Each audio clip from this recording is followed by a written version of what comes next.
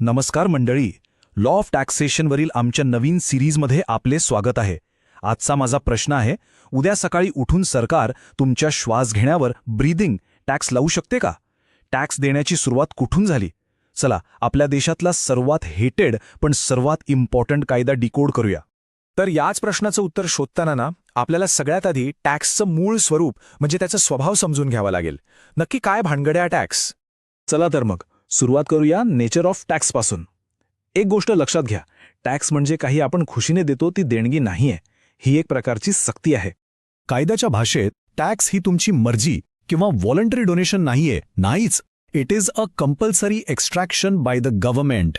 म्हणजे काय? तर सरकार कायद्याच्या आधारावर तुमच्याकडून हे पैसे सक्तीने वसूल करते. आणि हो, जर तुम्ही टॅक्स भरला नाही तर तुम्हाला मोठा दंड होऊ शकतो किंवा तुरुंगातही जावं लागू शकतं. आता हा एक खूप महत्त्वाचा मुद्दा आहे. एक्झाममध्ये हा पण नक्की लिहा. टॅक्समध्ये क्विड प्रो क्वो नसतं. क्विड प्रो क्वो म्हणजे समथिंग फॉर समथिंग किंवा थेट फायदा.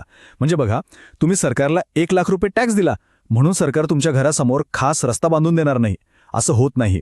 हा पैसा देशाच्या सर्वांगीण विकासासाठी वापरला जातो. It is for the common benefit of the nation.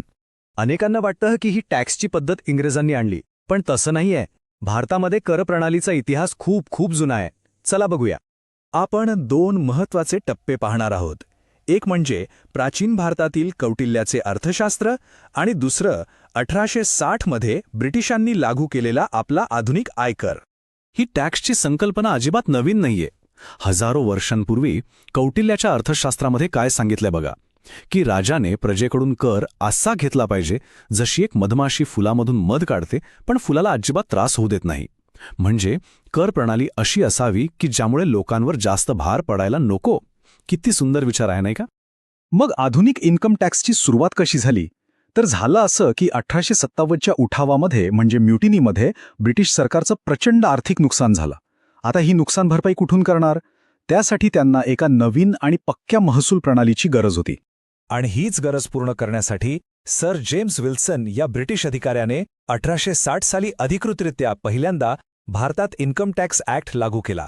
ही तारीख लक्षात ठेवा, परीक्षेसाठी खूप महत्त्वाची आहे. चला इतिहासातून आता थेट वर्तमानात येऊया. आपल्या संविधानाने टॅक्सबद्दल काय नियम बनवले आहेत ते पाहूया.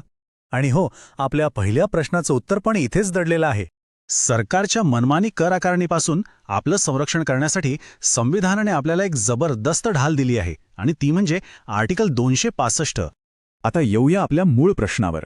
सरकार श्वास घेण्यावर टॅक्स लावू शकते का? ह्याचं उत्तर आहे आर्टिकल 265 ऑफ द इंडियन कॉन्स्टिट्यूशनमध्ये. आर्टिकल 265 अगदी स्पष्टपणे सांगतो, no tax shall be levied or collected except by authority of law. याचा सरळ अर्थ आहे, जोपर्यंत पार्लमेंट किंवा स्टेट असेंब्लीमध्ये एखादा कायदा म्हणजे ॲक्ट पास होत नाही तोपर्यंत सरकार तुमच्याकडून 1 रुपयाही टॅक्स घेऊ शकत नाही. आणि श्वास घेण्यावर टॅक्स घेणारा असा कोणताही कायदा अस्तित्वात नाहीये, म्हणून सरकार असा टॅक्स घेऊ शकत नाही. ठीक आहे, मग पुढचा प्रश्न असा येतो की कायदा बनवण्याचा अधिकार नक्की कोणाला आहे? म्हणजे कोणत्या टॅक्स कोण घेणार, केंद्र सरकार की राज्य सरकार? याचं उत्तर आपल्याला मिळतं संविधानाच्या आर्टिकल 246 आणि शेड्यूल 7 मध्ये. इथे अधिकारांची एकदम स्पष्ट विभागणी केली आहे. उदाहरणार्थ, इन्कम टॅक्स घेण्याचा अधिकार युनियन लिस्टमधल्या एंट्री 82 नुसार सेंट्रल गव्हर्नमेंटकडे आहे. तर ॲग्रिकल्चर इन्कम म्हणजे शेतीतून मिळणाऱ्या उत्पन्नावर टॅक्स लावण्याचा अधिकार स्टेट लिस्टमधल्या एंट्री 46 नुसार स्टेट गव्हर्नमेंटकडे आहे. म्हणूनच आपला सामान्य आयकर थेट दिल्लीला जातो. चला तर मग ह्या संपूर्ण चर्चेचा सार काय आहे ते पाहूया. हे मुद्दे तुम्हाला परीक्षेच्या उत्तरात लिहिण्यासाठी खूप उपयोगी ठरतील. तर थोडक्यात सांगायचं झालं तर टॅक्स भरणं हे एक कंपल्सरी कर्तव्य आहे, पण सरकार ते मनमानीपणे लावू शकत नाही. प्रत्येक टॅक्स हा कायद्याच्या आणि आपल्या संविधानाने आखून दिलेल्या चौकटीच आकारला आणि वसूल केला जातो. तर मंडळी, कायद्याच्या आधाराशिवाय सरकार तुमच्या खिशातून 1 रुपयाही काढू शकत नाही. एक्झाममध्ये हे आर्टिकल्स नक्की लिहा, तुम्हाला टॉप मार्क्स मिळतील. ह्या टॉपिकचे पूर्ण नोट्स आपल्या टेलिग्राम चॅनलवर अपलोड केले आहेत. लिंक डिस्क्रिप्शनमध्ये आहे.